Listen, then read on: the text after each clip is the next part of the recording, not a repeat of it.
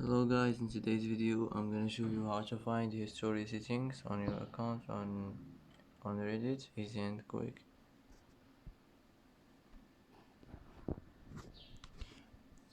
First click on your profile and now here we'll find history. Click on it. Here as you see you will find your history, and that's it. That's how to find your history settings on your account on Reddit, easy and quick. And that's it for today.